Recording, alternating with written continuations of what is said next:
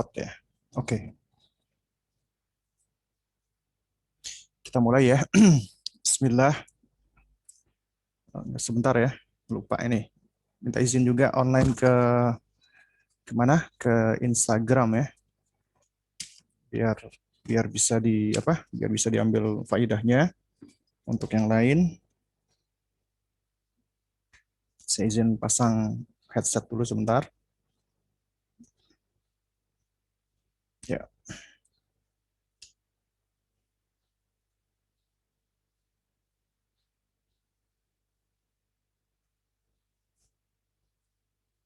Ya. Bismillah, innal hamdalillah nahmaduhu wa nasta'inuhu wa nastaghfiruhu wa natubu ilaih wa na'udzu billahi min syururi anfusina wa min sayyiati a'malina. May yahdihillahu fahuwal muhtad wa may yudlil falan tajida lahu waliyyan mursyida. Asyhadu an la ilaha illallah wahdahu la syarika lah wa asyhadu anna Muhammadan abduhu wa rasuluh la nabiyya ba'dahu amma ba'du. Fa inna asdaqal kalami kalamullah wa khairal hadi hadi Muhammadin sallallahu alaihi wa ala alihi wasallam wa syarrul umuri muhdatsatuha wa kullu muhdatsatin bid'ah wa kullu bid'atin dhalalah wa kullu dhalalatin finnar amma ba'du.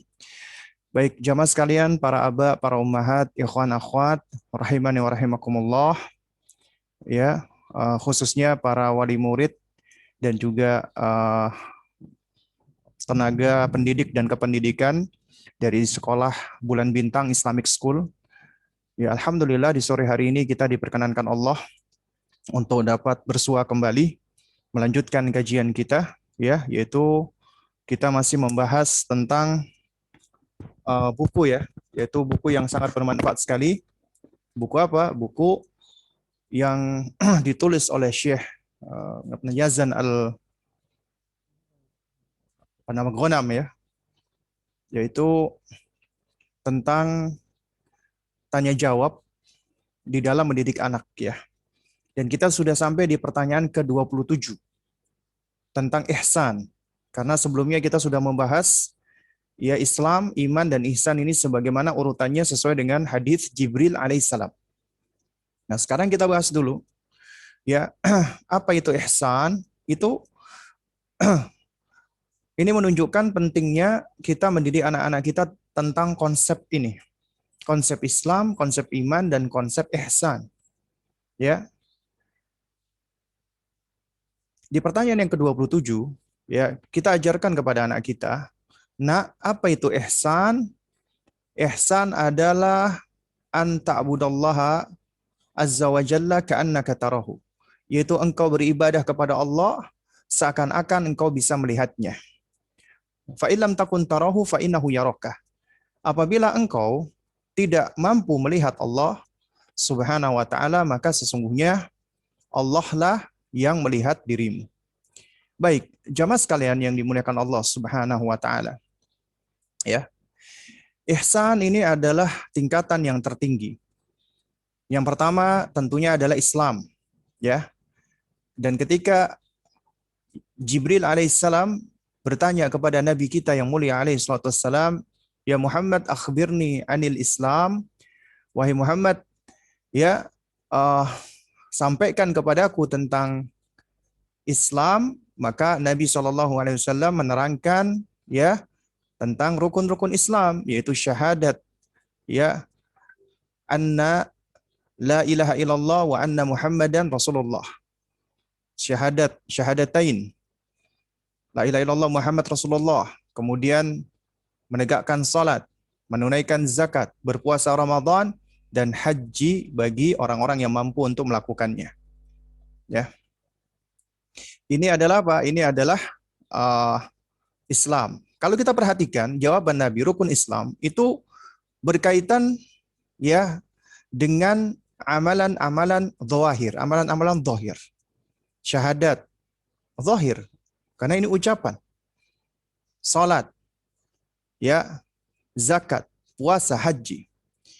Kemudian ketika ditanya akhbirni anil iman, ya, sampaikan kepadaku tentang iman, ya, maka dijawab yaitu an tu'mina billahi wa malaikatihi wa rusulihi, ya, wal yaumil akhir, wal qadari khairihi wa syarrihi, yaitu engkau beriman kepada Allah, malaikatnya, kitab-kitabnya, rasul-rasulnya, hari akhir, dan takdir yang baik dan takdir yang buruk. Jadi iman adalah lebih berkaitan dengan masalah keimanan, ya, masalah yang ditetapkan dengan hati. Ya, meskipun memang iman itu ya adalah iqraru bil qalbi, ditetapkan dengan hati, tapi juga diucapkan dengan lisan dan ditunjukkan dengan amal perbuatan. Dan ini juga sudah kita bahas ya di pertemuan-pertemuan yang lalu. Nah, sekarang baru kita membahas ihsan. Akhbirni anil ihsan. Ya, yaitu sampaikan kepadaku wahai Muhammad tentang ihsan. Al-ihsanu an ta'budallaha ka'annaka tarahu fa illam takun tarahu fa innahu yaraka. Ihsan adalah engkau beribadah kepada Allah seakan-akan engkau melihat Allah. Ka'annaka, itu garis bawah itu, ka'annaka tarahu. Seakan-akan engkau melihat Allah. Ya. Fa illam takun tarahu fa innahu yaraka. Ya, apabila engkau tidak mampu melihat, maka sesungguhnya Allah melihatmu. Nah, baik jamaah sekalian yang dimuliakan Allah Subhanahu wa taala. Ya. Sekarang kita bahas dulu ya hakikat daripada ihsan, ya. Karena ini adalah suatu hal yang penting ya, yang perlu kita pelajari, ya. Ya. Jamaah sekalian yang dimuliakan Allah Subhanahu wa taala, ya. Jika kita berbicara tentang apa itu ihsan, ya. Secara bahasa, ya, kata ihsan itu berasal dari kata apa? Dari kata apa namanya? Hasuna, ya. Dari kata sin nun, ya. Yaitu berbuat baik, al-ihsan. Ya, lawannya adalah al-isaah, berbuat buruk. Pelakunya disebut dengan muhsin, orang yang berbuat ihsan. Ya. Nah, jika dikatakan ya fulan muhsinun, ya, si fulan adalah muhsin, artinya annahu katsirul ihsan. Dia adalah orang yang banyak berbuat kebaikan. Ya. Dia adalah orang yang banyak berbuat kebaikan. Ini makna secara bahasa. Jadi makna secara bahasa, ihsan artinya adalah berbuat kebaikan. Ya. Itu makna secara bahasa.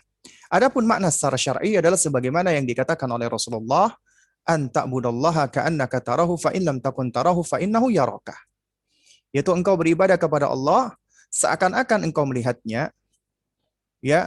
Namun apabila engkau enggak mampu melihatnya, maka sesungguhnya Allah lah yang melihat dirimu. Baik, jamaah sekalian yang dimuliakan Allah Subhanahu wa taala. Ya. Kalau ditanya apa bedanya al-ihsanu wal-in'amu? Ihsan berbuat baik.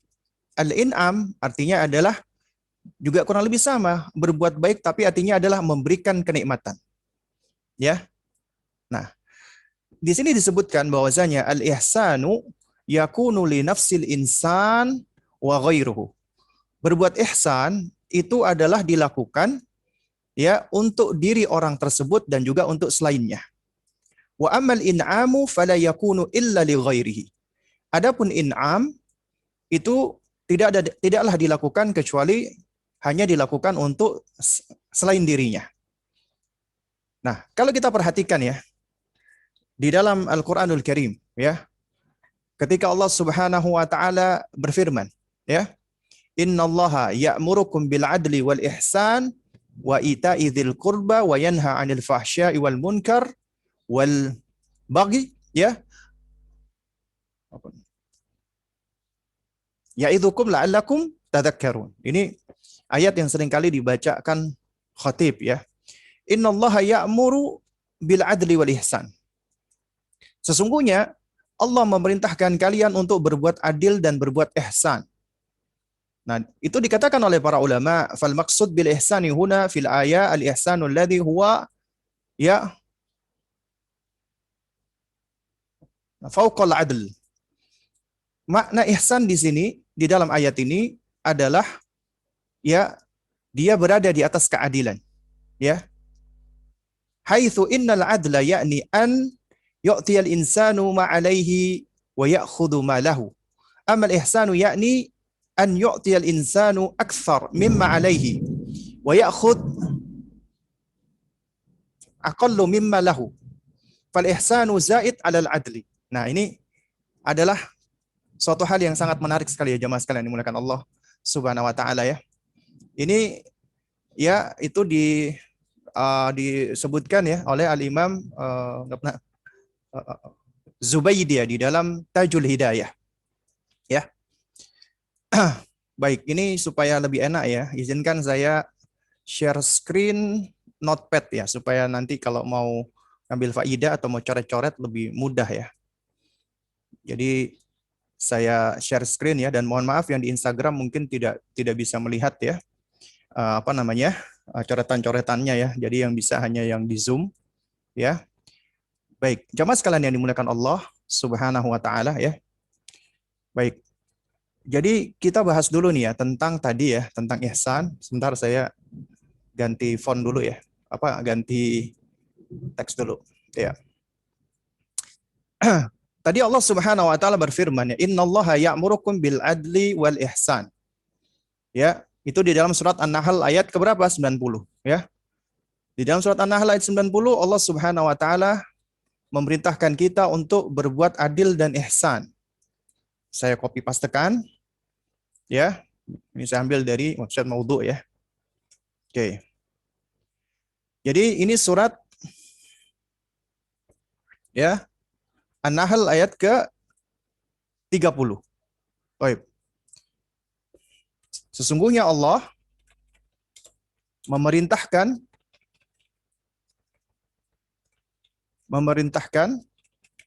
kepada keadilan. Nah, dan kebaikan dan ihsan.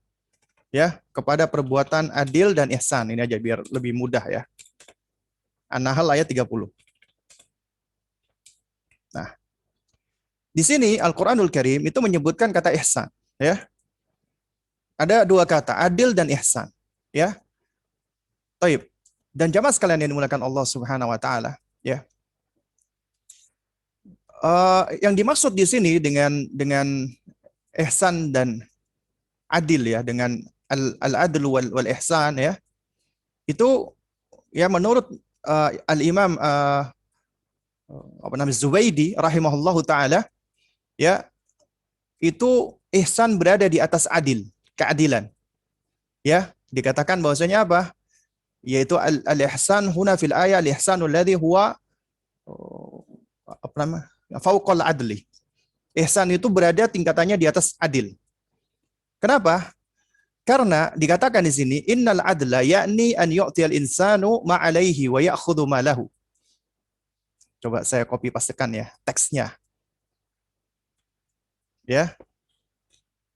Adapun keadilan ya, ini dia. Innal adla, sesungguhnya keadilan ya atau adil, langsung aja gini ya. Adalah an yu'tiya al-insanu ma 'alaihi, adalah manusia ya memberikan apa yang dia miliki, ya, apa yang dia punyai, dan mengambil ya ma lahu ya. Jadi juga jadi dia memberikan apa yang dia miliki dan juga dia mengambil yang sesuai gitu loh, yang sama. Ya, itu loh yang dimaksud dengan adil, ya. Nah, sementara yang dimaksud dengan ihsan, makanya kenapa kok dikatakan ihsan itu berada di atas al-adlu, ya, disebutkan di sini adalah amal ihsanu, yakni saya copy pastekan dulu. Ya. Adapun ihsan yakni an yu'tiyal insanu aktsara mimma 'alaihi wa ya'khudhu ya aqallu mimma lahu. Nah, ihsan adalah ya manusia memberikan apa yang dia miliki, adalah dia memberikan melebihi dari apa yang dia miliki. Lebih banyak ya. Dan mengambil lebih sedikit. Itu ihsan. Atau bahasa mudanya begini ya jamaah sekalian. Jadi adil itu ya adalah dia menuntut dia apa namanya? Memenuhi kewajiban sebagaimana haknya dia. Ini bahasa lainnya. Sementara ihsan adalah dia lebih banyak ya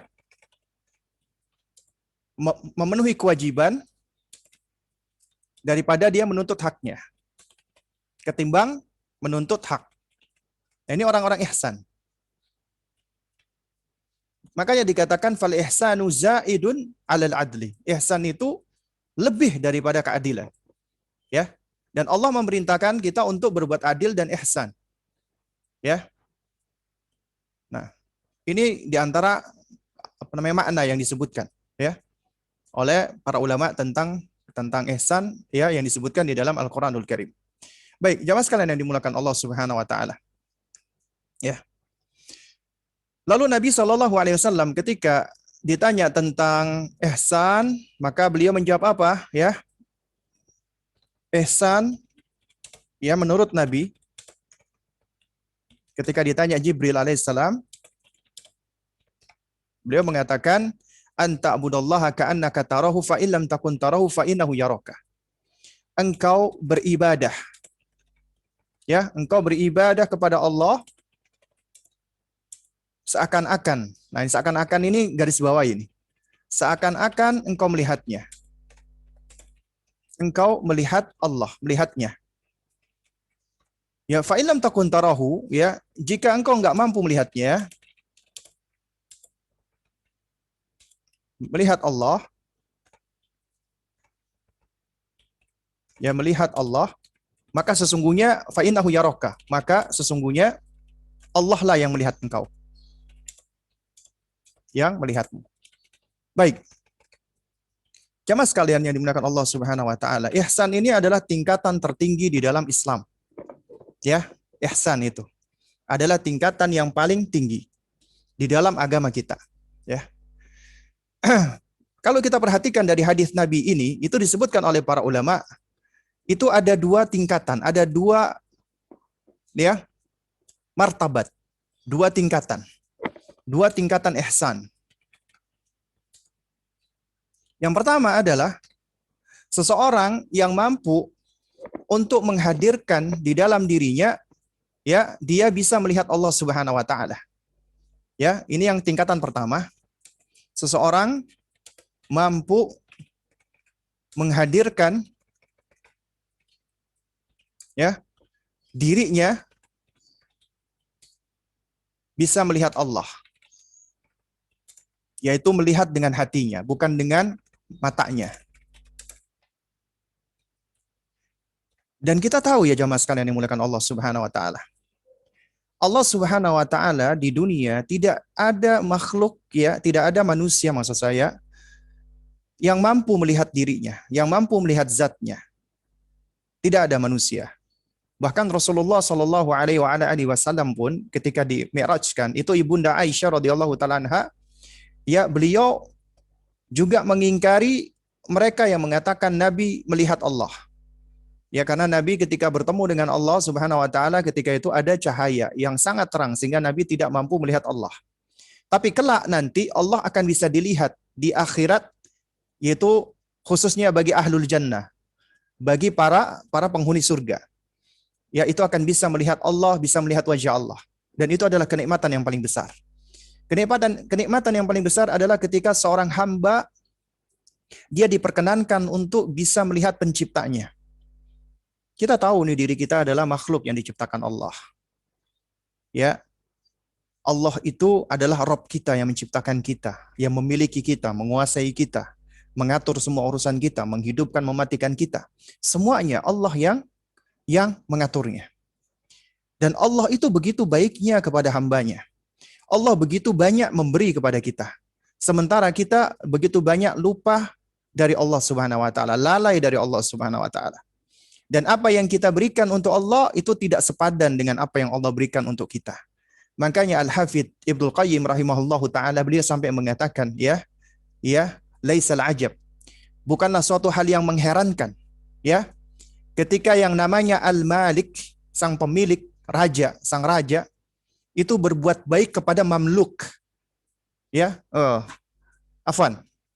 Bukanlah suatu hal yang mengherankan ketika mamluk, yaitu budak yang dimiliki, yaitu kita manusia, ya, manakala mereka itu beribadah, menundukkan diri, ya, menghinakan diri kepada sang malik, yaitu kepada sang penguasa Allah Subhanahu wa taala. Ya, itu bukanlah suatu hal yang ajaib, yang menakjubkan, bukan. Artinya ketika hamba dia berbakti kepada tuannya, ya, dia melakukan ibadah dan yang semisalnya kepada pemiliknya, itu bukan suatu hal yang mengherankan. Itu biasa. Tapi yang luar biasa, yang menakjubkan adalah ketika sang malik, sang penguasa, sang raja ini, dia berbuat baik kepada mamluk, berbuat baik kepada budaknya, kepada hambanya. Padahal kita tahu, ya, seorang hamba berbuat baik kepada tuannya karena tuannya itu banyak memberikan kebaikan-kebaikan, banyak membantu dia, menolong dia. Akhirnya itu ya lumrah. Tapi yang luar biasa adalah ketika sang raja, dalam hal ini adalah Allah, sang penguasa, ya, itu berbuat baik kepada hambanya sementara, ya, hambanya ini tidak memberikan apa-apa, ya, tapi malah sang malik tadi itu yang banyak memberikan segala sesuatunya. Sehingga ini menunjukkan apa? Menunjukkan bahwasanya, ya, Allah itu begitu baiknya kepada kita. Allah begitu baiknya kepada hamba-hambanya. Ketika kita beribadah kepada Allah, itu suatu hal yang biasa. Kenapa? Karena kita adalah makhluk, hamba Allah. Sehingga memang tugas kita adalah menghambakan diri beribadah kepada Allah. Tapi yang menakjubkan adalah ketika Allah Azza wa Jalla berbuat baik kepada hamba-hambanya. Tetap berbuat baik kepada mamluk, hamba-hambanya. Padahal Allah nggak butuh dengan hamba-hambanya. Allah nggak butuh. Tapi kita atau hamba yang butuh dengan Allah Subhanahu wa taala. Ya. Dan ini adalah suatu hal yang sangat indah sekali yang disampaikan oleh Al-Hafidz Ibnul Qayyim rahimahullahu taala. Ya. Tentang betapa baiknya Allah Subhanahu wa taala. Dan Allah Azza wa Jalla di dunia itu tidak bisa dilihat zatnya, tapi bisa dilihat eksistensinya, keberadaannya. Ya. Zatnya tidak bisa dilihat, tapi sifat-sifatnya dan juga pengaruh dari nama-nama Allah Subhanahu wa taala dan makna-maknanya itu adalah suatu hal yang bisa kita lihat. Buktinya dengan keberadaan kita dan alam semesta itu menunjukkan adanya Allah Subhanahu wa taala. Tapi kita memang tidak mampu melihat Allah. Karena itu, ketika ada seorang hamba, dia menghadirkan dirinya ketika dia menghadap Allah di dalam salatnya, di dalam ibadahnya. Ka'annahu, ya, seakan-akan dia melihat Allah Subhanahu wa taala. Ya. Ketika Anda beribadah kepada Allah Subhanahu wa taala, ka'annaka tarahu. Seakan-akan engkau melihatnya, melihat Allah Subhanahu wa taala. Ya. Padahal manusia enggak ada yang bisa melihat Allah. Artinya ini adalah suatu hal yang tidak setiap manusia, tidak setiap hamba mampu melakukannya. Dan Nabi mengatakan ka'annaka. Seakan-akan engkau. Kenapa? Karena penglihatan di sini adalah penglihatan dengan hati. Ya, yaitu menghadirkan hati bahwasanya seakan-akan kita melihat Allah Subhanahu wa taala. Padahal kita nggak tahu bagaimana bentuknya Allah, bagaimana kaifiatnya Allah, bagaimana hakikatnya Allah, kita nggak tahu. Ya. Tapi hamba tersebut, hamba yang ihsan ini, dia mampu melakukannya. Meskipun dia tidak bisa dan juga nggak boleh sebenarnya ya kita bayangkan Allah atau yang semisalnya. Juga sama. Ketika Anda beribadah, Anda bayangkan ada lafaz Allah, itu adalah bukan itu sebenarnya bukan ihsan, ya. Karena lafaz Allah adalah lafaz, ya. Itu bukanlah Allah sendiri. Ya, jadi yang namanya ihsan adalah seakan-akan Anda itu bisa melihat Allah. Makanya derajat ihsan yang paling tinggi ini tidak setiap orang mampu untuk melakukannya. Ini adalah orang-orang yang memang spesial, khusus. Ya, ini adalah orang-orang yang disebut dengan orang-orang yang arifu billah, yang al-arif billah, yang benar-benar mengenal Allah Subhanahu wa taala. Orang-orang yang dekat dengan Allah Subhanahu wa taala. Orang-orang yang selalu merindukan Allah, bukan lagi sekedar mencintai tapi merindukan Allah Subhanahu wa taala. Ya, dia selalu yarju ya, dia selalu yarju liqa'a rabbih, mengharapkan untuk bisa bertemu dengan Allah Subhanahu wa taala karena begitu cintanya dia kepada Allah Subhanahu wa taala. Ya, ini adalah martabat yang awal, tingkatan yang awal, ya. Jadi ini adalah orang-orang yang lebih dari sekedar pencinta, tapi sudah perindu, merindukan untuk bersua dengan Allah. Dan orang yang cintanya begitu sangat besar, ya,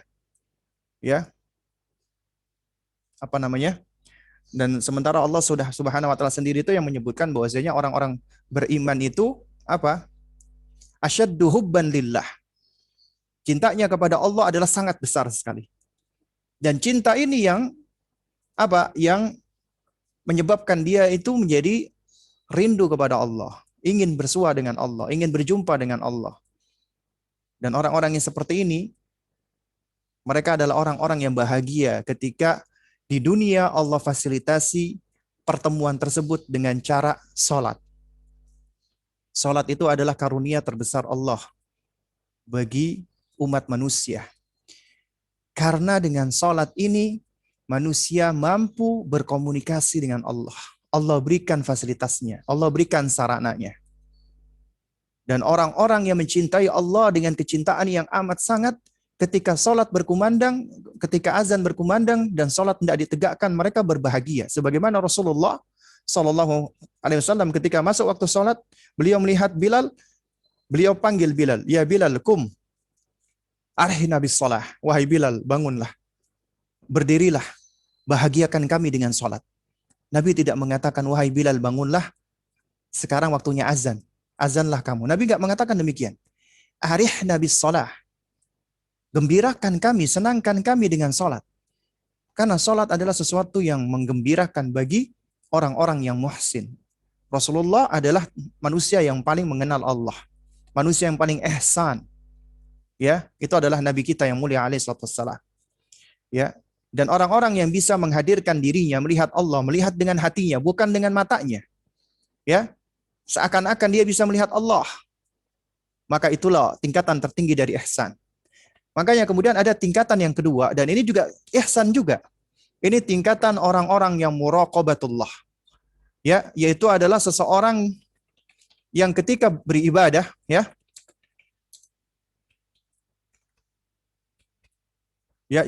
yang beribadah, ya, dan ini nggak pakai seakan-akan lagi.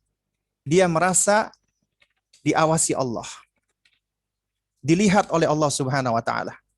Allah memandangnya, Allah mengawasinya, Allah melihatnya. Ini adalah muraqabatullah. Orang yang selalu merasa diawasi Allah. Ini juga tingkatan tertinggi di dalam agama.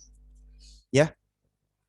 Jadi ketika dia beribadah, dia mungkin belum mampu untuk menghadirkan hatinya bisa melihat Allah, tapi dia yakin Allah bisa melihat dirinya. Jamaah sekalian dimuliakan Allah Subhanahu wa taala. Ya. Kita misalnya berada di kantor nih. Kemudian selama kita di kantor, ya pas persis itu di hadapan kita ada bos kita. Kemudian bos kita masang CCTV di kantor kita yang selalu menyala.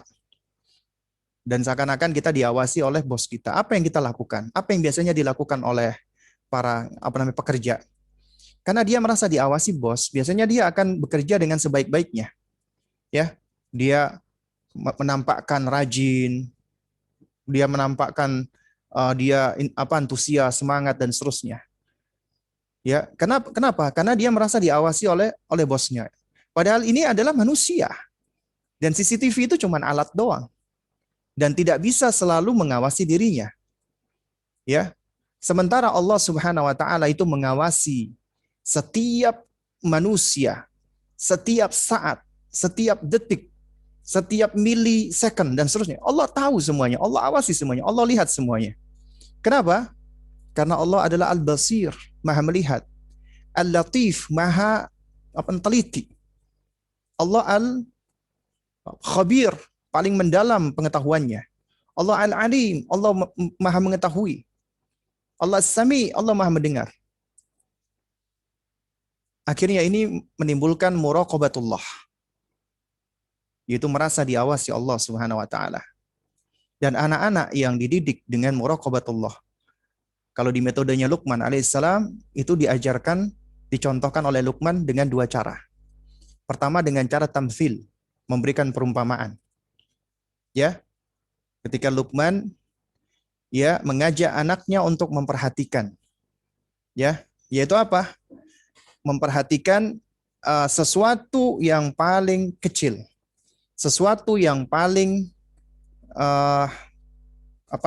yang paling mini, kecil, ya, yaitu apa? Biji sawi, ya, ya.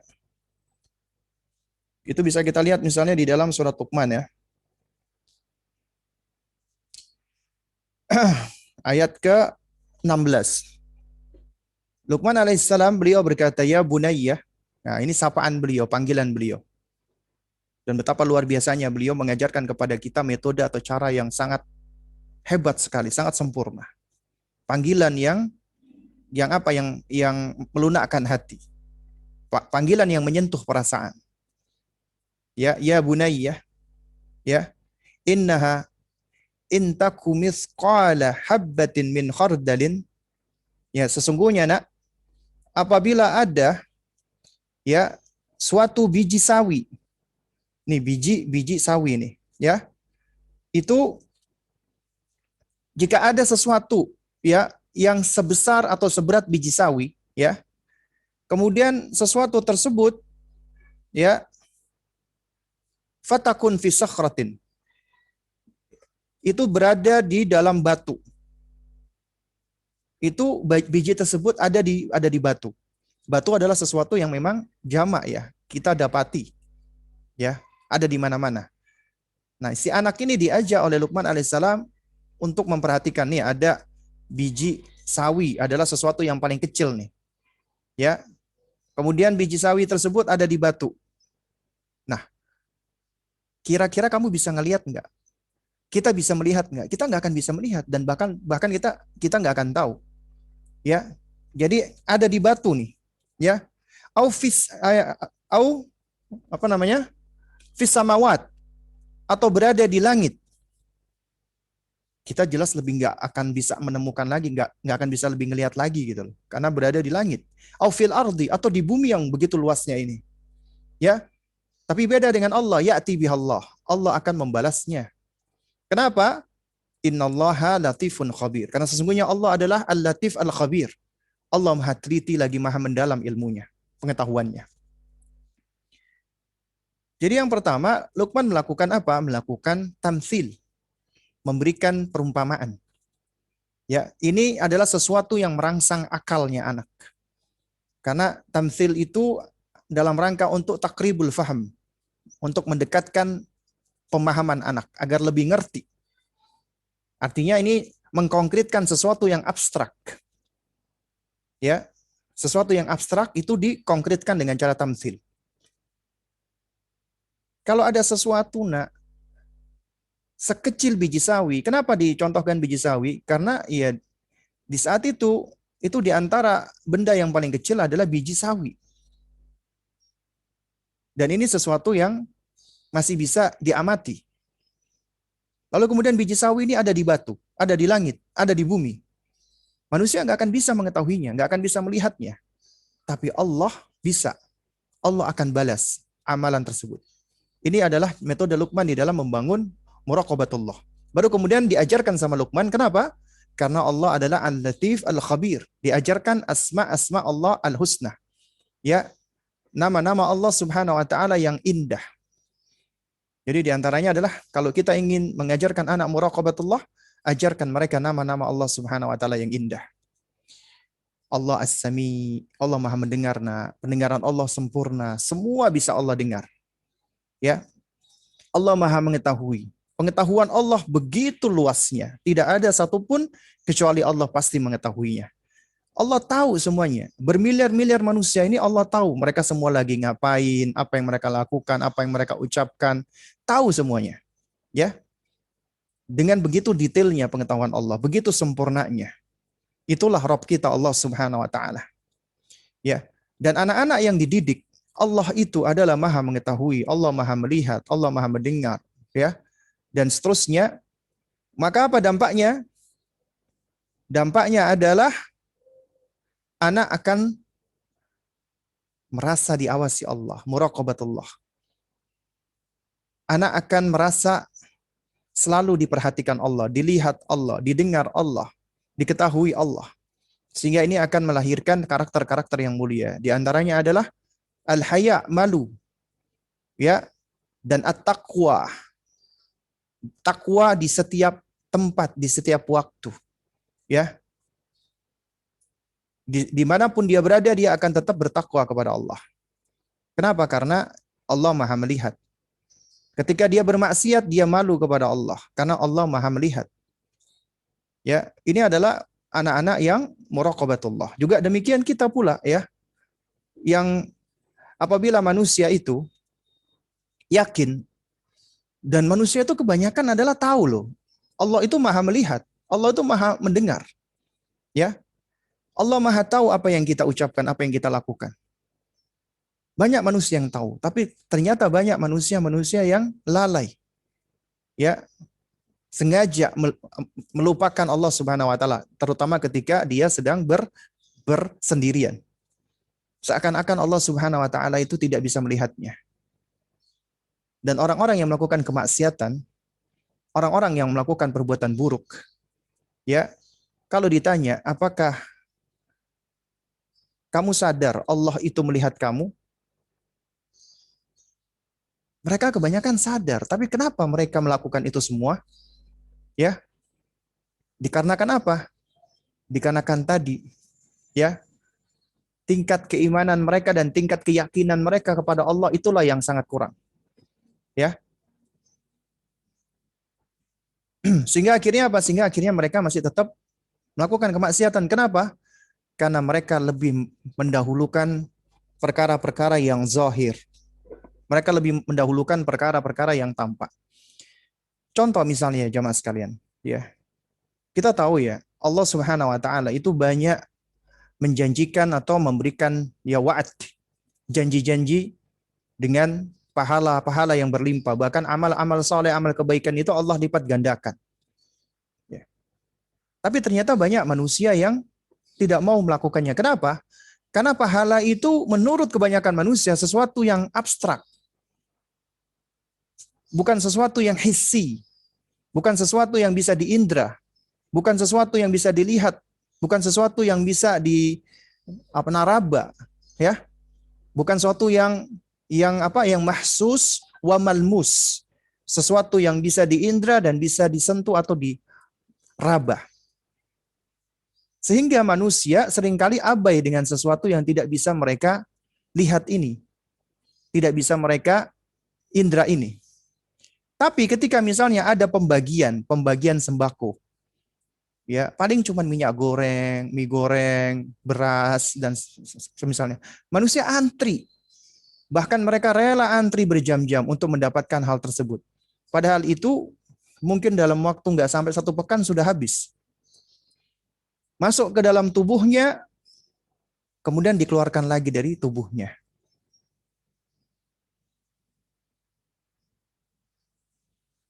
Dan jamaah sekalian yang dimuliakan Allah Subhanahu wa taala, itulah manusia. Manusia itu lebih cenderung condong kepada sesuatu yang lebih dia bisa indra dan rasakan, yang konkret. Jadi ternyata kebanyakan manusia itu adalah materialistis, melihat sesuatu dari sisi materi maksud saya, ya. Melihat sesuatu dari sisi materi. Makanya perkara-perkara yang tidak bisa diindra itu perkara gaib. Itu ternyata ujian bagi indra kita. Bagaimana kita bisa menetapkan Allah Subhanahu wa taala yang nggak bisa kita lihat? Ya, mata kita nggak bisa melihatnya, telinga kita nggak bisa langsung mendengarkannya, ya. Tapi kita meyakini Allah itu ada. Kenapa demikian? Karena Allah berikan kepada kita karunia pertama fitrah. Kedua naluri. Naluri kita menetapkan akan adanya pencipta. Mereka orang-orang ateis yang menolak keberadaan Tuhan, mereka biasanya akan merasa tidak tenang, rasa kebingungan. Memang naluri ini muncul biasanya pada lebih tampak lagi pada situasi-situasi genting. Misalnya ketika pesawat mau jatuh, ya kemudian diinformasikan oleh pilot bahwasanya dalam waktu beberapa menit lagi ya pesawat akan crash. Semua panik, semua bingung. Semua orang yang punya agama akan berdoa kepada Tuhan mereka masing-masing. Kenapa? Karena manusia itu punya naluri untuk bertuhan. Ya, meskipun ya Tuhan-Tuhan mereka batil ya. Karena satu-satunya Tuhan yang hak, Rabb yang hak, sesembahan yang hak hanya Allah.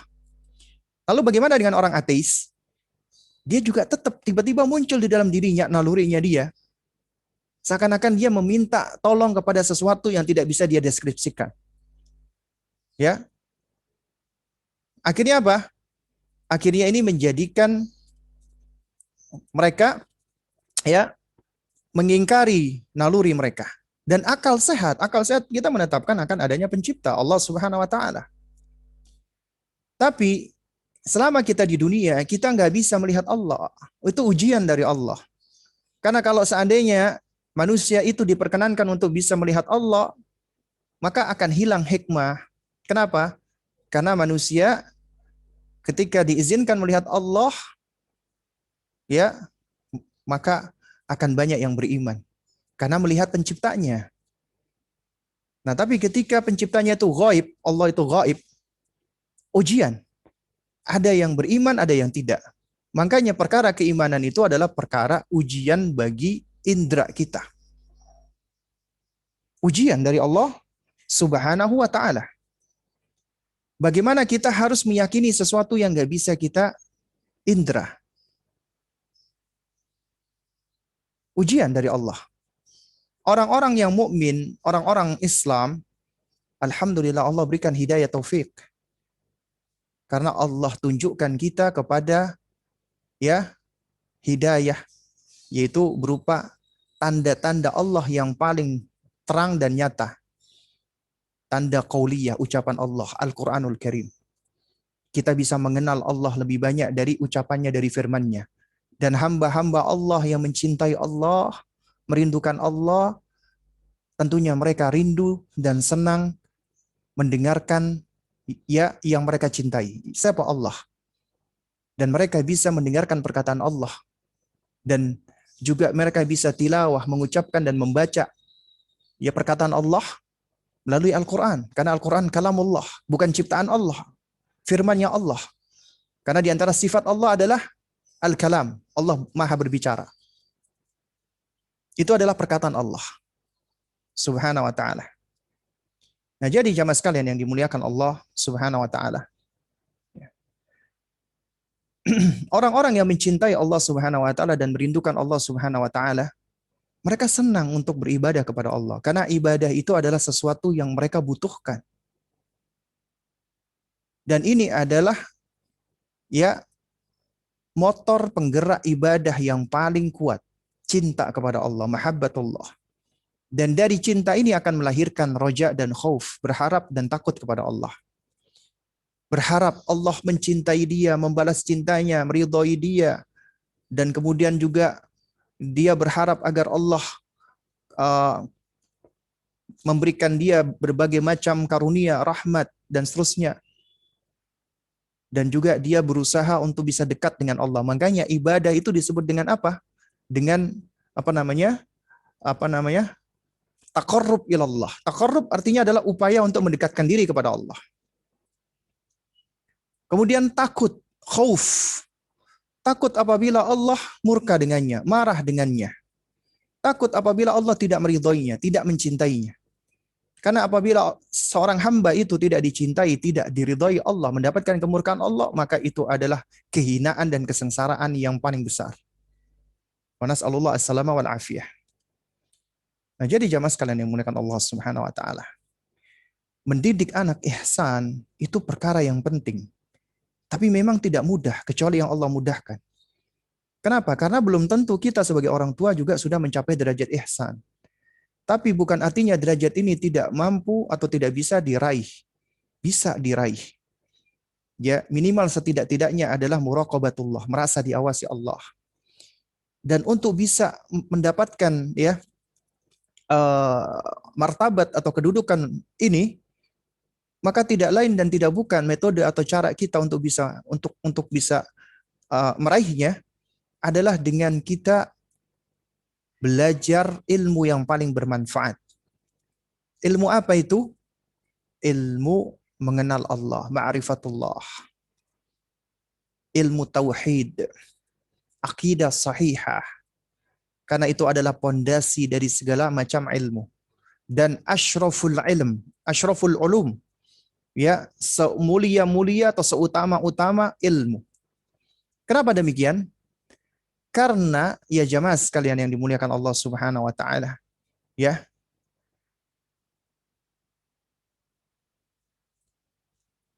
Ilmu yang paling mulia, ya. Asyraful ilmi, ya. Itu adalah ya dilihat dari syarafil ma'lum. Tergantung pada objek ilmu yang dipelajari. Jadi ada ilmu, ada al-ma'lum. Al-ma'lum artinya objek yang dipelajari. Ya.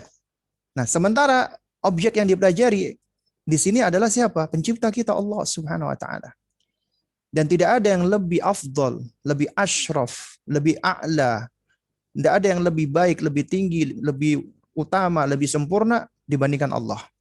Sehingga apabila seseorang ingin ya mempelajari ilmu yang paling bermanfaat, yang paling mulia, yang paling utama adalah ilmu mengenal Allah Subhanahu wa taala. Ya. Makanya seutama-utama ya iman dan yang menjadi pondasi semua keimanan adalah al-imanu billah. Mengimani Allah Subhanahu wa taala. Dan al-imanu billah ini tidak lepas dari 4 hal. Al-imanu bi wujudihi. Mengimani keberadaannya, eksistensinya. Wal imanu bi apa? Rububiyatih. Mengimani rububiyahnya Allah. Meyakini Allah yang menciptakan, Allah yang memiliki dan merajai, dan Allah yang mengatur segalanya. Baru kemudian al-imanu bi infiradihi fil ibadah. Mengimani ya yaitu tunggalnya Allah di dalam ibadah. Artinya hanya Allah yang berhak diibadahi. Satu-satunya yang berhak diibadahi adalah Allah Subhanahu wa taala. Kenapa demikian? Karena Allah yang menciptakan kita. Allah yang memiliki kita, menguasai kita. Allah yang memberikan kita segala hal. Maka satu-satunya yang paling berhak untuk diibadahi hanyalah Allah. Selain Allah batil. Selain Allah adalah ya palsu. Enggak benar. Salah, keliru. Hanya satu Allah Subhanahu wa taala. Makanya dikatakan al-imanu bi infiradillahi taala fil ibadah. Yaitu mengimani tunggalnya Allah di dalam ibadah. Artinya satu-satunya yang boleh diibadahi hanya Allah Subhanahu wa taala. Baru kemudian al-imanu billahi ya yaitu mengimani Allah Subhanahu wa taala wa bi asma'ihi al-husna wa sifatihi al-uliyah. Berikut dengan nama-namanya yang indah dan juga dengan sifat-sifatnya yang mulia. Ya. Jadi itu al-imanu billah, mengimani Allah. Ya. Dan seseorang apabila semakin mengenal penciptanya, semakin mengenal Allah, maka akan semakin bertambah cintanya kepada Allah, semakin bertambah mahabbah dan pengagungannya kepada Allah. Kenapa? Karena yang dipelajari itu adalah Allah penciptanya. Tapi kita nggak bisa mempelajari Allah kecuali dengan ilmu. Dan ilmu tentang Allah adalah berasal dari Allah sendiri, yaitu dari Al-Quran. Dan juga dari manusia yang paling mengenal Allah, Rasulullah Sallallahu Alaihi Wasallam. Karena itu kita nggak bisa mengenal Allah kecuali melalui Al-Quran dan Sunnah. Secara mendasar ya, dengan akli, dalil akli, kita bisa mengenal ya Allah Subhanahu Wa Taala dalam hal keumuman dari kebesaran Allah dan sifat-sifat yang mulia, itu kita bisa mengenal dari ayat-ayat kauniyah, dari ciptaan-ciptaan Allah. Al-ayatu al-mandzurat, ya al-ayatu al-mandzurah, ya al-mar'iyah. Ayat-ayat yang bisa disaksikan secara visual, tanda-tandanya keberadaan Allah. Yaitu apa? Alam semesta. Alam semesta ini adalah bukti akan kebesaran Allah. Tapi itu hanya bersifat umum. Adapun perinciannya, kita harus merujuk kepada kalamullah, ucapan Allah, Al-Quran, dan juga dari penjelasan Rasulullah SAW di dalam hadis-hadisnya yang sahih. Karena itu kita nggak boleh berbicara tentang Allah itu tanpa ilmu. Seperti misalnya dia ketika kita mengatakan ya Allah itu adalah grand designer. Ya kita menyebut Allah dengan sebutan-sebutan yang tidak pernah disebutkan oleh Allah sendiri atau oleh Rasulullah. Atau Allah adalah sumber energi yang paling tinggi, ya, atau yang semisal itu. Ini berarti kita menyebut Allah dengan sebutan-sebutan yang tidak layak, ya. Nah, jamaah sekalian yang dimuliakan Allah Subhanahu wa taala, ya. Jadi apabila kita sebagai orang tua semakin mengenal Allah, maka kita akan lebih mudah untuk mengajarkan anak untuk mengenal Rabb-nya. Karena kita nggak akan bisa mengajar kecuali kita sendiri harus sudah mulai harus memiliki ilmunya, ya. Nah, jadi ya mengajarkan anak tentang ihsan itu adalah suatu hal yang penting. Dan untuk mengajarkan anak tentang ihsan ya jamaah sekalian yang dimuliakan Allah ya Subhanahu wa taala, itu kaitannya sangat erat sekali dengan mengajarkan apa? Dengan mengajarkan keimanan, ya. Jadi apa yang harus diajarkan untuk menumbuhkan ihsan kepada anak, ya? Di antaranya menumbuhkan ihsan pada anak. Tentunya kunci yang pertama adalah apa? Adalah ya menumbuhkan fitrah anak dan menyuburkannya. Dengan cara apa? Ya dengan cara pendidikan iman. Ya. Jadi menumbuhkan fitrah anak dan menyuburkan fitrahnya anak tersebut, karena ini sesuatu yang sudah Allah bekalkan kepada anak kita, itu dengan cara pendidikan iman. Dan pendidikan iman ini tidak keluar dari yang namanya ya mempelajari ayat-ayat Allah, tanda-tanda Allah, ayat-ayat Allah. Dan ayat-ayat Allah itu ada dua. Yang pertama adalah ayat kauniyah, yaitu ciptaan Allah Subhanahu wa taala. Termasuk diri anak kita sendiri. Termasuk orang tuanya, itu adalah ayat kauniyah. Ya. Jadi itu yang apa namanya? Yang pertama kali tampak pada anak. Yang bisa dipahami oleh anak.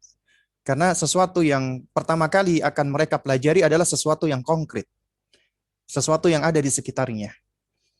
Nah, oleh karena itu makanya pentingnya kita orang tua untuk apa? Untuk mengajak anak bermain dan mengeksplor, kemudian diberikan pijakan-pijakan tauhid. Ya. Lalu kemudian yang kedua adalah ayat qauliyah. Ayat qauliyah tidak lain dan tidak bukan adalah Al-Qur'anul Karim. Makanya ayat qauliyah ini bisa dilakukan dengan cara tasmi' wa talqin. Dengan cara kita memperdengarkan mulai dari mereka masih kecil, masih bayi, dan kita talqinkan. Ya, kita talkinkan agar mereka mengulang-ulang dan mengucapkannya. Ya, dan kemudian baru kita ajarkan maknanya. Ya, lalu kemudian yang kedua ya adalah dengan cara apa? Dengan cara ya mengajarkan anak akidah sahihah, yaitu masalah iman, perkara iman. Ya. Nah, untuk mengajarkan anak tentang perkara yang penting ini, iman ini, itu ya diantaranya adalah dengan beberapa metode atau beberapa cara. Ya, di antaranya bisa dengan cara seperti yang buku yang kita bahas ini, bertanya jawab dengan anak. Ya, setelah sebelumnya adalah ketika anak-anak masih kecil, kita banyak mentasmi' tentang kalimat tauhid atau kalimat-kalimat thayyibah. Kita tasmi', kita perdengarkan. Baru kemudian setelah itu kita ya mengajarkan mereka tentang konsep keimanan itu dengan cara bertanya jawab. Dan kita nggak usah khawatir dengan anggapan orang mengajarkan anak akidah itu berarti mengajarkan mereka doktrin tentang agama, dogma tentang agama. Kita nggak usah ya mempedulikan ucapan-ucapan orang-orang seperti itu. Kenapa? Karena metode pengajaran di dalam agama kita, apalagi berkaitan dengan masalah keimanan, itu adalah menundukkan akal terhadap wahyu. Kenapa demikian? Karena akalnya manusia itu terbatas. Gak mampu menjangkau segala hal. Termasuk anak-anak kita. Agar akalnya tidak liar. Maka cara mengajarkan mereka konsep-konsep ya tentang keimanan itu mau gak mau ya harus tunduk dengan wahyu. Meskipun dikatakan dogma atau doktrin, kita nggak mempedulikan hal itu. Kenapa? Karena yang kita dogmakan atau kita doktrikan adalah kalamullah. Dan kita harus ajarkan kepada mereka dari semenjak kecil, ya, bahwasanya Rabb kamu, pencipta kamu adalah Allah. Nabi kamu adalah Rasulullah. Agama kamu adalah Islam. Ya, agama paling benar di muka bumi adalah agama Islam. Selain Islam adalah agama yang batil. Ya, Rabb atau Tuhan, ilah yang hak untuk disembah hanya satu, Allah. Sesembahan-sesembahan selain Allah batil. Harus sudah diajarkan, ya. Semua bentuk kemusyrikan itu adalah suatu hal yang patut dijauhi, patut ditinggalkan, patut dibenci. Ya. Demikian pula yang berkaitan dengan haknya Rasulullah, seperti masalah kebid'ahan atau yang semisalnya. Itu harus sudah ditanamkan kepada anak-anak kita semenjak mereka masih kecil. Ya. Nah, baru kemudian yang ketiga, ya setelah itu baru kita ajarkan mereka ya tentang apa namanya? Ya, lebih khusus lagi tentang asma wa sifatullah. Ini dalam artian kita mengajarkan mereka ma'rifatullah dengan memperkenalkan nama-nama dan sifat-sifat Allah Subhanahu wa taala. Orang tua yang sering ya mendidik anaknya, mengajarkan mereka dengan apa namanya? Dengan nama-nama dan sifat-sifat Allah, itu biasanya akan tumbuh karakter-karakter yang hebat pada anak tersebut. Contoh misalnya, anak yang diajarkan Allah Al-Qawi, Allah Maha Kuat. Pengaruh daripada nama Al-Qawi artinya adalah ya, maknanya adalah Allah Maha Kuat. Allah memiliki kekuatan yang sempurna. Tidak ada satupun makhluk yang bisa mengalahkan Allah. Dan kekuatan Allah sempurna. Kekuatan Allah begitu besar. Dan Allah dan pengaruhnya adalah Allah mencintai kekuatan. Makanya Nabi mengatakan al-mu'minu al-qawi ahabbu ilallah minal mu'min ad-dhaif. Seorang mukmin yang kuat lebih dicintai Allah daripada seorang mukmin yang lemah. Dan ini akhirnya membuahkan seorang muslim harus kuat. Kenapa? Karena Allah mencintai kekuatan, itu yang mendorong dirinya. Kuat imannya dan kuat fisiknya. Kuat hatinya dan kuat raganya. Hati dan raga adalah karunia dari Allah yang harus dijaga, dipelihara. Bentuk menjaga dan memelihara sebagai ucapan atau ungkapan syukur adalah memelihara hati dan raganya. Memelihara hati adalah dengan cara apa? dengan cara banyak tilawatul Quran dan berzikir kepada Allah, mendekat kepada Allah. Dan di antara cara menjaga ya fisiknya atau apa raganya agar kuat dengan cara apa? Dia berolahraga yang teratur, cukup nutrisi, cukup olahraga, cukup istirahat agar dia menjadi kuat. Dan kenapa dia harus kuat? Agar dia lebih kuat beribadah kepada Allah. Agar dia lebih kuat ketika belajar. Agar dia lebih kuat ketika harus menghadapi musuh. Itu adalah pengaruh dari nama Al-Qawi. Contoh lagi misalnya, Allah Al-Ghafur. Allah Maha Pengampun. Ya, Afu. Allah Maha Pemaaf. Berarti Allah itu memiliki sifat pengampun dan pemaaf. Dan Allah mencintai ampunan dan pemaafan. Ya. Ya, Allah mencintai pengampunan dan pemaafan. Buahnya apa? Buahnya adalah kita tidak akan putus asa dari Allah. Kita jatuh kepada dosa, jatuh kepada kemaksiatan. Kita sadar Allah Maha Pengampun, Allah Maha Pemaaf. Kita ingat sabda Nabi SAW, kullu bani Adam khata', semua anak keturunan Adam itu bolak-balik melakukan kesalahan. Khata' itu artinya bolak-balik melakukan kesalahan. Wa khairul khata'ina tawabun, dan sebaik-baik yang bolak-balik melakukan kesalahan kembali kepada Allah, bertaubat kepada Allah. Ternyata salah satu nama Allah juga adalah At-Tawwab, yang Maha menerima taubat. Artinya kita akan jauh dari perangkap-perangkap syaitan yang mengajak manusia untuk berputus asa dari Allah. Kamu udah banyak dosanya, nggak mungkin kamu diampuni Allah. Padahal Allah Maha Pengampun. Ya, seandainya kita mendatangi Allah Subhanahu Wa Taala dengan dosa sepenuh langit dan bumi, lalu kemudian kita tidak menyekutukan Allah dengan sesuatu apapun, dan kita memohon ampunan kepada Allah, Allah akan ampuni. Allah akan maafkan semua kecuali dosa kesyirikan. Allah akan ampuni. Kenapa? Allah adalah Maha Pengampun, Maha Pemaaf. Nah, tapi bukan artinya ketika seseorang tahu Allah Maha Pengampun, Maha Pemaaf, akhirnya dia jatuh kepada kesalahan yang lain, kena talbis atau perangkap syaitan yang lain. Gak apa-apa kamu bermaksiat, Allah kan Maha Pengampun, nanti kamu baru minta ampun sama Allah. Ya, maksiat dulu, nanti kamu akan minta maaf sama Allah. Itu perangkap syaitan. Ya.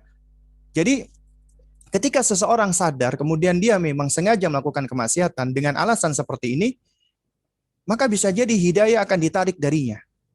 Artinya, ketika dia melakukan kemaksiatan tadi jatuh ke dalam perangkap iblis, perangkap syaitan, dia melakukan kemaksiatan, kemudian dia akan jatuh kepada taswif, menunda-nunda taubat. Udah nanti aja taubatnya, Allah Maha Pemaaf. Besok aja, udah besok nanti aja, taubatnya minggu depan aja. Udah minggu depan nanti aja, bulan depan aja. Udah bulan depan nanti aja, tahun depan aja taubatnya. Kemudian dia meninggal dunia. Atau mungkin dia masih hidup, tapi kemudian ketika dia akan bertaubat, syaitan datang memberikan was-was. Dosamu itu sudah sepenuh gunung. Kamu sudah banyak melakukan perbuatan-perbuatan yang nggak baik dengan Allah. Ya, kamu nggak malu sama Allah. Nah, ucapannya kan seakan-akan baik, ya kan? Nah, dosamu itu sudah terlalu banyak. Jadi nggak mungkin kamu akan diampuni Allah lagi. Akhirnya diberikan was-was untuk berputus asa dari rahmat Allah. Akhirnya dia tidak menjadi bertobat kepada Allah. Waliyadzubillah. Dan juga ya Allah menyukai sifat pemaaf. Artinya ya kita belajar. Berarti memberikan maaf, dan juga ketika kita salah kita meminta maaf, itu termasuk akhlak yang mulia, karakter yang baik. Dan juga demikian jamaah sekalian yang dimuliakan Allah, ini mungkin yang terakhir ya, karena kan sudah pukul 5 ya. Itu ada sebuah kisah nyata, ada seorang ibu ya. Dia punya seorang putri usia TK dan seorang bayi usianya sekitar hampir 2 tahun. Ya, lalu kemudian suaminya sedang dinas. Pada suatu hari si adik ini sakit, panas, demam. Namanya seorang ibu, anaknya sakit, akhirnya dia berusaha untuk bagaimana supaya demamnya turun. dikompres dan lain sebagainya, ternyata panasnya tidak turun-turun. Akhirnya dia ya telepon temennya yang dokter, minta saran, akhirnya dia harus keluar, harus beli obat ke apotek. Tapi dia nggak bisa bawa anaknya. Akhirnya mau nggak mau, dia harus meninggalkan dua anaknya di rumah seorang diri. Lalu dia berpesan kepada si kakak yang perempuan tadi. Kakak, Umi mau keluar dulu ya, mau beli obat buat adik. Tolong kakak di rumah ya, jagain adik ya. Jadi adiknya ditaruh di atas sebuah ranjang yang bisa di ayun-ayun. Jadi tugasnya dia kalau nangis cukup ayun-ayun aja. Sama intinya tenangkan adik. Namanya ibu kan, anaknya sakit ditinggal sendirian, dia khawatir. Tapi gimana lagi, dia harus beli obat. Akhirnya si ibu ini keluar, pergi dia. Dia tutup garasi rumahnya, dia keluar naik mobil, kemudian dia pergi ke apotik. Ketika dia di apotik udah beli obat, tiba-tiba hujan deras, lampu mati. Dan dia pun menjadi semakin panik dan khawatir dengan anaknya. Maka dia segera mempercepat pulang, masuk ke rumah, ya, langsung dia cari anaknya. Dia deketi anaknya. Ya, ketika ngelihat sang putrinya, namanya ibu yang khawatir dengan anaknya, dipeluk anaknya. Dipeluk, diciumi, dan ibunya minta maaf.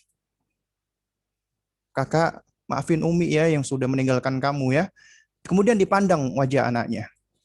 Kemudian Uminya bilang, ya apa intinya Uminya minta minta maaf. Ini baik sebenarnya ya. Jadi Uminya dia khawatir ini anak merasa ketakutan atau yang semisalnya. Akhirnya Uminya minta maaf. Terus bilang ke anaknya, "Nak atau Kak, Umi minta maaf ya.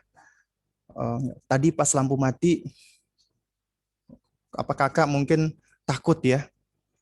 Kemudian apa jawaban si kakak tadi? "Umi, tadi lampu mati, kakak nggak takut nih." Ibunya terperanjat, nggak terperanjat kaget. "Oh ya, iya Umi. Kenapa? Karena ketika Umi pergi, Allah selalu ada buat kakak. Allah menjaga kakak. Allah Al-Hafiz. Allah maha menjaga. Ketika anak belajar sejumlah nama-nama Allah, Allah maha menjaga, Allah maha memelihara. Dia tahu Allah menjaga dia, memelihara dia. Kita orang tua nggak bisa menjaga anak kita 24 jam. Allah yang mampu. Allah yang bisa. Ini anak sudah terbentuk muraqabatullahnya. Dia merasa dijaga Allah. Dengan penjagaan Allah itulah akhirnya dia nggak merasa takut. Menjadi anak yang pemberani, anak yang tegar, yang kuat, yang kokoh. Inilah anak-anak yang luar biasa ya jamaah sekalian muliakan Allah Subhanahu wa taala. Ya. Dan ini semua tidak lepas dari pendidikan orang tuanya. Jamaah sekalian yang muliakan Allah Subhanahu wa taala. Apa namanya? Uh, saya beberapa waktu yang lalu ya sempat dapat statusnya Syekh Dr. Asim Al-Qaryuti, ya hafizahullah taala. Beliau salah satu murid seniornya apa namanya? Syekh bin Bas rahimahullahu taala, dan juga muridnya Syekh Albani ya rahimahullahu taala. Ya. Jadi di Twitternya beliau sempat bikin status berkenaan dengan ada ucapan seorang guru perempuan. Ya. Nah, si guru ini dia menceritakan bahwasanya pernah suatu ketika dia memberi tugas kepada anak-anaknya. Ya, memberi tugas kepada anak-anaknya untuk menggambar ar-rabi', artinya musim semi. Karena dia adalah guru seni. Ya, anak-anak tugas hari ini adalah menggambar musim semi. Bahasa Arabnya apa? Ar-rabi'. Kemudian ketika tugas dikumpulkan, dia terperanjat ketika melihat salah satu tugas dari salah satu muridnya. Apa yang dia gambar? Mushaf Al-Quran. Kemudian dipanggil si anak ini tadi. Dia mengatakan ke anak tadi. Dia bilang, tadi ibu kasih tugas gambar Ar-Rabi. Kamu paham nggak maksudnya Ar-Rabi? Apa jawaban anak ini? Dia bilang, iya saya paham. Makanya saya gambar Ar-Rabi. Itu apa? Mushaf Al-Quran. Kenapa? Karena umiku mengajarkan aku bahwasanya Al-Quran itu adalah apa? Nggak pernah apa namanya? Apa namanya? Rabiul Qulub. Ya, Al-Quran itu adalah apa Rabiul Qulub. Artinya maksudnya Rabiul Qulub artinya apa? Adalah penghibur hati yang akan mengindahkan hati.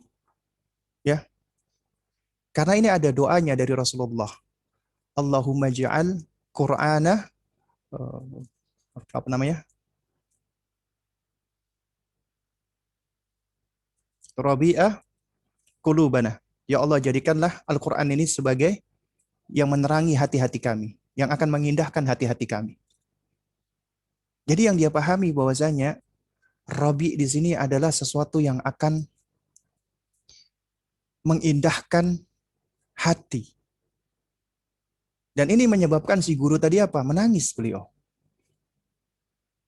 Dan si guru ketika menangis, dia berkata di dalam dirinya bahwasanya sungguh ibu dari anak ini adalah anak yang luar biasa, adalah ibu yang luar biasa. Dan dari ibu-ibu yang seperti ini, insya Allah akan muncul generasi-generasi yang luar biasa, yang hebat.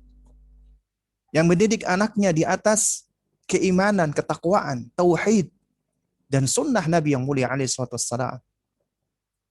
Dan mudah-mudahan Allah Subhanahu wa taala menjadikan kita semua ya adalah seperti orang tua yang seperti ini.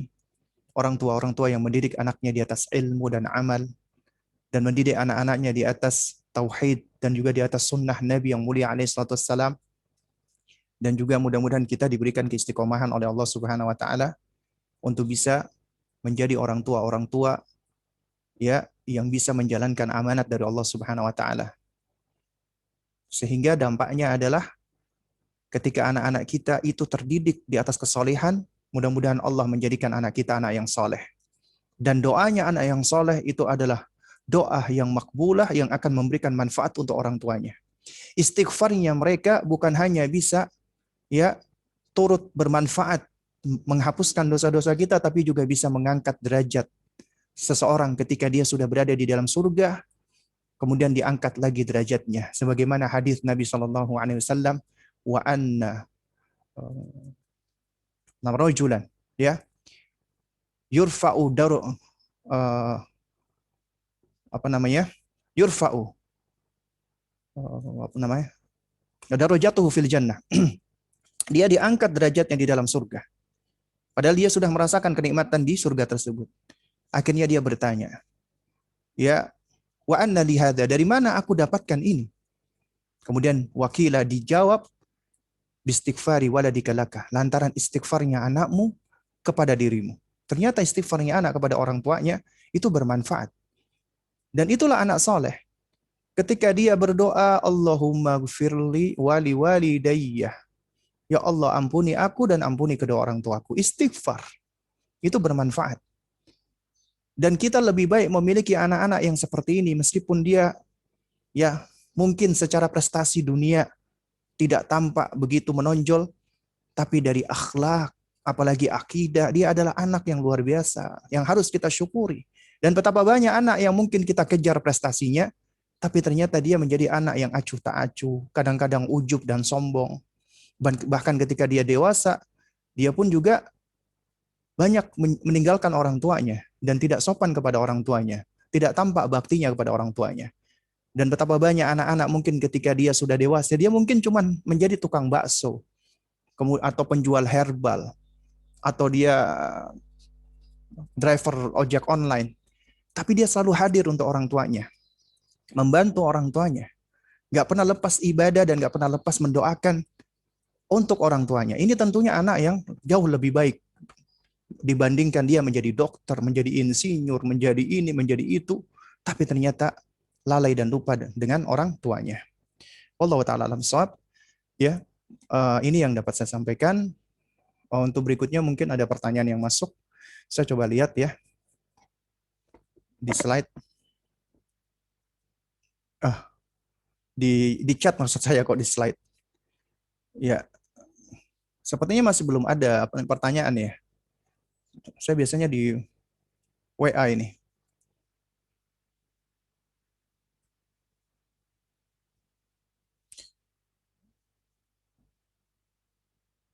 Ya baik ya, sepertinya belum belum ada apa namanya pertanyaan ya. Ya, baik. Kalau belum ada pertanyaan ya, mungkin saya izin dulu ya. Tanya apa ada pertanyaan di mana di Instagram ya. Saya ingin bertanya Ustadz, bagaimana cara menyikapi orang tua yang benci dakwah sunnah malah menuduh dia teroris? Saya hanya disuruh fokus pada kuliah. Ya, ya jadi jawabannya adalah ya itu di dalam surat Luqman Allah Subhanahu Wa Taala ya ketika Allah itu me, apa apa itu nyelangi ya menyelangi nasihat Luqman. Jadi Luqman memberikan nasihat ya bunayya la tusyrik billah. Kemudian datang nasihat Allah dalam dua ayat.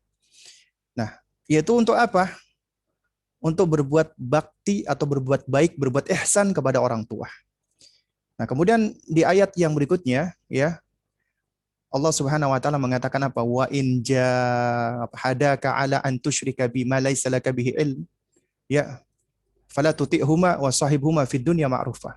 Apabila kedua orang tua kamu memaksa kamu untuk berbuat kesyirikan, ya yang kamu tidak punya ilmu tentangnya, jangan ditaati. Tapi wasahibhuma fid dunya ma'rufa, tapi tetap pergauli mereka di dunia dengan cara yang baik.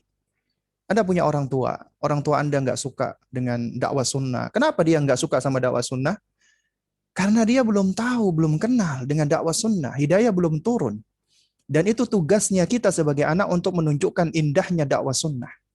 Dakwah sunnah itu dakwah yang sesuai dengan fitrah. Lebih mudah diterima sebenarnya. Asalkan kita tunjukkan dengan cara-cara yang benar, yang baik. Betapa banyak teman-teman yang baru ngaji, itu malah semakin ketus dengan orang tuanya. Orang tuanya itu sayang dengan anaknya sebenarnya, tapi ketika melihat perubahan anaknya ini, ya dia melihat anaknya ini mengikuti kajian yang dia tidak tahu, dan manusia itu secara asal cenderung untuk memusuhi sesuatu yang tidak dia ketahui.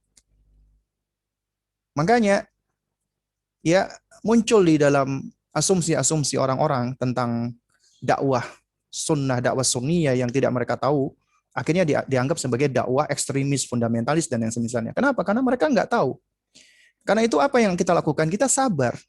Kita berdoa kepada Allah, minta kepada Allah agar Allah memberikan hidayah kepada orang tua kita, karena yang bisa memberikan hidayah adalah Allah Subhanahu wa taala. Kita nggak bisa ngasih hidayah kecuali hanya hidayatul bayan wal irsyad, cuman menyampaikan saja.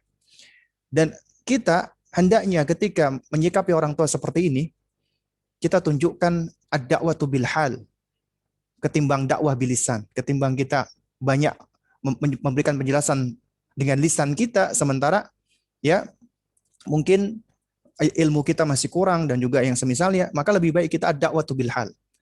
Dakwah dengan perbuatan. Semakin kita santun dengan orang tua, semakin kita baik dengan orang tua, semakin kita sopan dengan mereka, semakin kita sering berbuat baik dengan mereka.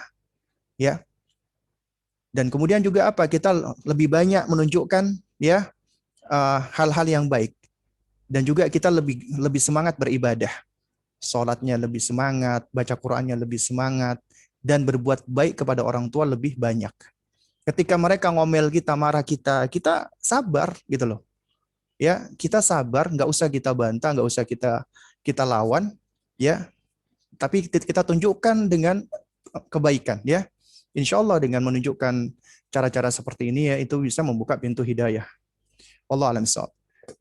Ustadz, sejak usia berapa menanamkan ke anak bahwa Allah Maha melihat? Apabila anak di bawah 5 tahun sembunyi-sembunyi melakukan hal yang dia tahu ibunya bakal marah, apakah itu menandakan masih kurangnya penanaman bahwa Allah Maha melihat?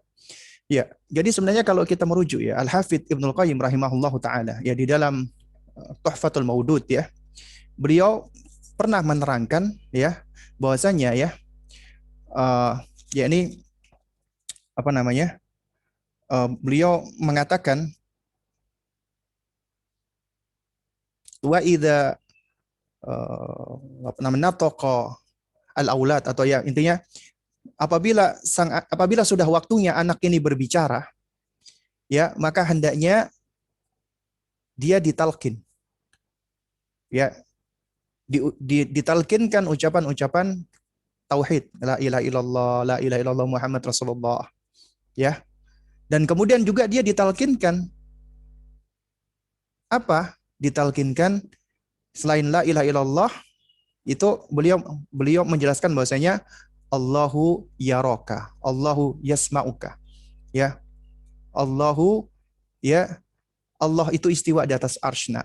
Allah melihat kamu, Allah mendengar kamu, Allah mengetahui kamu, Allah memandang kamu, Allah menjaga kamu. Dan itu harus sudah kita ajarkan, ya.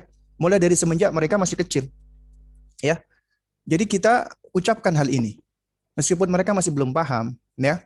Tapi insya Allah dengan semakin berkembangnya indera kognitif mereka, ya, pemahaman mereka, maka akhirnya mereka pun juga akan belajar dan mulai paham bahwasanya kalau kita sering-sering menyampaikan hal ini kepada mereka, ya, maka ini yang akan merasuk ke dalam memori mereka dan juga di dalam kalbu mereka. Allah melihat kamu, Allah memandang kamu, Allah mendengar kamu. Ini akan membentuk muraqabatullah, ya. Nah, kalau anak 5 tahun sembunyi-sembunyi melakukan hal yang dia tahu ibunya bakal marah, ya ini sebenarnya apa? Ini sebenarnya bagian dari ini ya, dari apa ya? Proses kemampuan manusia termasuk dari anak-anak, ya. Dan ini juga suatu hal yang saya sendiri sering melihat, ya. Bahkan mulai dari anak masih kecil, masih usia 3 tahunan, ya. Nah, uminya ini suka kaget, suka marah. Misalnya, ya, anak itu kan kadang-kadang dia suka masukkan sesuatu ke mulutnya gitu kan. Nah, ibunya nggak boleh. Nah, kadang-kadang ada anak ketika ibunya lagi nggak ngelihat dia masukkan ke mulutnya. Nah, ini bukan artinya si anak ini dia ngelawan sama enggak. Ini dia melakukan ini kenapa? Karena dia tuh sebenarnya sedang dalam proses untuk memahami dirinya dan merespon yang ada di sekelilingnya. Dan juga ini menunjukkan bahwasanya sang ibu juga harus belajar untuk apa? Untuk berkomunikasi sama anak, untuk berbicara dengan anak, ya. Karena insya Allah kalau sang ibu itu dia cara komunikasinya, cara bicaranya, cara penyampaiannya itu dengan cara yang baik, anak insya Allah akan lebih mudah menerima. Tapi kalau ibu atau sang ibu sering, ya misalnya dia menunjukkan ekspresi spontan, kaget, jangan masukkan itu ke mulut, jijik atau yang misalnya, anak ini penasaran, gitu loh. Kenapa? Karena anak itu memiliki rasa ingin tahu yang besar. Sementara maklumat yang diberikan oleh orang tuanya itu mungkin sedikit gitu loh. Misalnya dikatakan, kamu nggak boleh masukkan itu ke dalam mulut kamu. Misalnya seperti itu kan. Nah, sementara dia tuh punya punya syahwat, hasrat, penasaran, ingin tahu ini apa sih, bagaimana rasanya. Ya, sementara caranya dia untuk bisa mengeksplor sesuatu diantaranya dengan cara dia masukkan ke mulut, ya. Nah, jadi harusnya orang tua itu dengan sabar membersamai dia. Jadi suatu hal yang tentunya beda ya ketika orang tua cuman nggak boleh jijik-jijik ya, dengan cara misalnya kita kasih tahu Dede ini namanya batu, ya, batu ini bukan makanan, yang dimasukkan ke dalam mulut kita adalah makanan yang baik, yang bersih. Batu bukan untuk dimakan, ya. Ini bolpen, bolpen itu untuk dipakai buat ini nih, ditunjukkan menulis di kertas. Bolpen tidak untuk dimakan, misalnya seperti itu, ya. Nah, ini adalah di antara cara-cara yang perlu kita perbaiki. Jadi artinya harus evaluasi. Ya.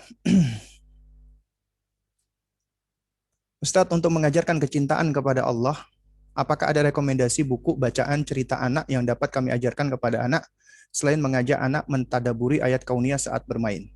Jadi sebenarnya saat ini sudah mulai banyak ya buku-buku ya, buku-buku anak ya. Cuman saya nggak hafal ya dan juga nggak begitu tahu ya. Jadi sebenarnya intinya adalah ajarkan buku-buku tauhid ya. Di antaranya ada buku-bukunya Kak Erlan dan juga ada buku apa namanya? Saya waktu itu ada ini bukunya. Ini jangan dianggap iklan ya.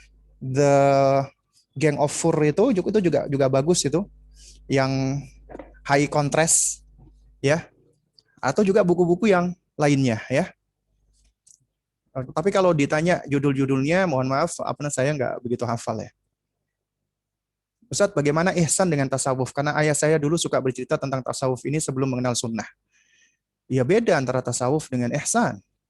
Ya, ihsan istilah yang berasal dari Rasulullah. Ada di dalam Al-Quran dan juga ada di dalam hadis Nabi. Tasawuf nggak ada. Tidak ada satupun ayat di dalam Al-Quran ataupun hadis-hadis Nabi yang menyebutkan tentang tasawuf. Nggak ada. Ya, jadi ya tasawuf itu sebenarnya adalah istilah baru yang tidak pernah ada di dalam agama kita. Ya, Ustadz, terkait menasehati sesama muslim, terutama keluarga, apa benar cukup satu kali yang penting sudah disampaikan? Alasannya karena sudah hafal karakter anak yang pasti akan menolak dan cenderung kasar pada orang tua. Lalu orang tua beralasan yang penting sudah pernah kasih tahu, tinggal doakan hidayah. Apa benar kaidahnya seperti itu? Ya kaidahnya tidak benar seperti itu. Kaidahnya adalah bukan cuma sekedar menyampaikan doang, sekali habis itu udah dibiarkan. Tidak seperti itu, ya. Kaidahnya adalah ya menyampaikan dengan hati, menyampaikan dengan santun, menyampaikan dengan hikmah, sentuh perasaannya, sentuh kognisinya. Ya, kita harus hikmah di dalam berkomunikasi dengan dia. Itu yang namanya akhdul asbab. Ikhtiar itu seperti itu. Ikhtiar itu bukan cuman sekali menyampaikan habis itu wes biarin aja. Mau mati mati aja sekalian. Bukan seperti itu. Atau misalnya udah yang penting ya saya sudah nyampein, yang berikutnya ya cuman doa saja. Ya, doa juga penting. Bahkan itu sangat penting. Tapi ikhtiar, usaha, akhdul asbab, mengambil sebab dengan cara kita apa? Dengan cara kita mempergunakan cara apa, metode-metode di dalam menyampaikan, ya, di dalam menjelaskan, itu adalah hal yang juga penting. Itu sangat membutuhkan ya ilmu. Artinya kita juga perlu belajar, ya. Belajar untuk apa? Untuk berkomunikasi dan berbicara kepada anak kita. Ya, diantaranya ada konsep 5 atau 6S. Dan ini semuanya disarikan dari metodenya orang-orang yang hebat di dalam Quran dan juga dari Rasulullah. Apa itu? Yang pertama adalah ya dengan cara yang santun. Santun. Kemudian dengan cara yang penuh dengan ungkapan sayang. Kenapa? Karena santun dan sayang ini yang akan menyentuh hati, menyentuh kalbu, menyentuh perasaan, sentuh hatinya, ya. Lalu kemudian yang nggak kalah penting adalah sapa. Sapa dia dengan sapaan yang menyenangkan. Panggil dia dengan panggilan yang membuat dia senang. Ya, ya bunayya, ya gulam, nak, ya, atau yang ucapan-ucapan yang semisal. Kakak, adik, ya. Itu adalah dengan cara apa? Dengan cara yang sapa dia, ya. Jadi tunjukkan santun, sayang, sapa dia, ya. Terus kemudian juga yang nggak kalah pentingnya, apa lagi ya? Itu adalah apa? Ketika kita berbicara dengan anak, ya, itu juga sentuh kognisinya, sentuh akalnya dia, rangsang akalnya dia. Nah, dan juga sentuh rasa ingin tahunya. Dengan cara apa? Metode tanya jawab, soal jawab. Itu penting juga, ya. Ini metodenya Rasulullah ketika mendidik sahabat-sahabatnya, juga termasuk anak-anak. Seperti metode buku yang kita pelajari pada saat ini, ya. Jadi itu harus disentuh nalarnya dia, ya. Kemudian yang nggak kalah penting lagi adalah sabar. Sabar. Ya, ini sabar ini adalah kunci segala keberhasilan. Tanpa kesabaran, ya, itu akan mustahil bagi seorang dia bisa berhasil. Kenapa? Karena butuh kesabaran, ya. Ini pertanyaan yang terakhir kali ya. Ustaz, salah satu kewajiban orang tua adalah menyekolahkan anak pada lingkungan yang baik. Namun, apakah boleh kita bertahan sekolah yang bukan sunnah karena sudah terlanjur masuk dan berharap lingkungan atau sekolah itu mendapat hidayah? Jadi ada dua hal di sini ya. Yang pertama adalah ya sebenarnya kita memang orang tua dianjurkan untuk mencarikan tempat pendidikan yang baik dan layak untuk anak kita. Tempat pendidikan yang di dalam tempat pendidikan itu ya mengajarkan akidah yang benar, kemudian juga mengajarkan akhlak yang lurus, karakter-karakter yang lurus. Itu seharusnya yang patut kita cari sekolah-sekolah seperti ini. Tapi juga tidak ada jaminan sekolah sunnah itu dari sisi pembangunan karakter atau akhlak itu juga bagus. Itu belum ada jaminannya seperti itu gitu loh. Ya. Nah, jadi oleh karena itu ini pentingnya kita sebagai orang tua untuk apa? Untuk berperan aktif di dalam mencari sekolah, survei. Terus kemudian juga jarak juga penting. Jangan paksakan anak supaya dia bisa sekolah sunnah, kemudian akhirnya dia harus menempuh perjalanan yang cukup jauh, yang melelahkan. Ya, jadi ini juga bisa menjadi pertimbangan. Kenapa? Karena pendidikan karakter dan akidah sejatinya itu berasal dari rumah, bukan dari sekolah. Sekolah ini adalah sebagai tempat sekunder buat anak kita. Mereka belajar. Primernya itu ada di dalam rumah, ya. Terus kemudian poin yang kedua adalah ini menarik ya ketika dikatakan bahwasanya sudah terlanjur masuk dan berharap lingkungan atau sekolah itu mendapat hidayah. Ya. Nah, jadi kalau kita perhatikan, ya, kita sebagai orang tua punya kewajiban untuk apa? Untuk menjaga anak kita. Di antaranya adalah menjaga hidayah. Ya. Nah, sementara di sisi lain, ya, kita berharap supaya lingkungan atau sekolah mendapat hidayah. Lingkungan atau sekolah itu bukan satu orang, tapi banyak orang, lembaga.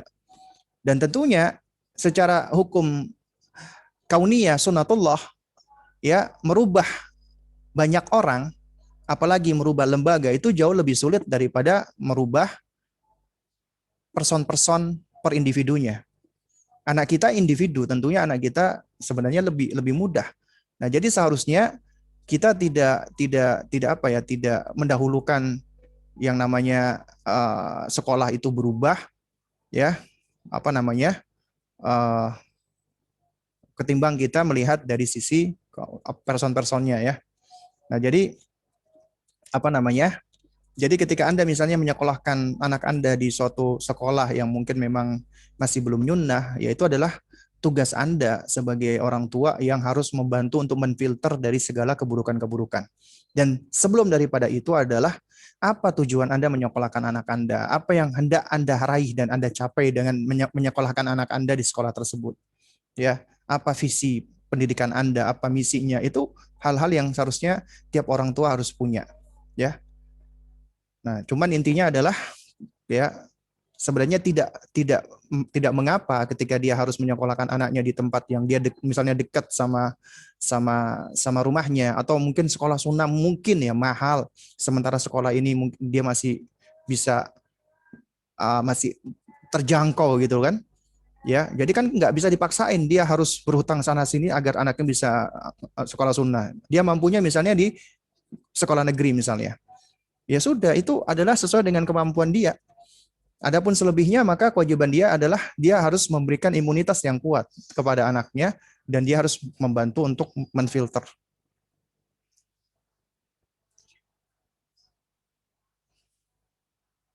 Ustadz, anak ingin agar saat anak sholat, anak merasakan bahwa Allah Ta'ala melihat anak. Akan tetapi yang terjadi, anak jadi membayangkan bahwa Allah berada di depan anak dan ada sosoknya. Anak sadar itu salah. Mohon arahan Ustadz. Ya, jadi yang namanya ihsan adalah, ya, kita tidak sampai membayangkan Allah karena Allah tidak mampu kita bayangkan apalagi dalam bentuk sosok, ya. Nah, oleh karena itu makanya, ya, ka'annaka tarahu, seakan-akan engkau melihatnya, itu adalah kita seakan-akan melihat Allah dengan hati kita tapi tanpa kita bayangkan Allah. Ya, karena kita nggak boleh membayangkan Allah apalagi dalam bentuk sosok seperti itu. Ya. Dan juga sebagian, ya, tadi menyangkut dengan istilah tasawuf tadi, itu ada sebagian, ya, orang-orang tasawuf atau sufi, ya, itu mereka ketika sholat disuruh membayangkan foto syekh-syekh atau guru-gurunya. Makanya di rumah-rumah mereka dipasang foto-foto tersebut. Padahal itu jelas-jelas menyelisih hadis Rasulullah, perintahnya Rasulullah untuk memasang foto-foto di dalam rumah. Karena kenapa?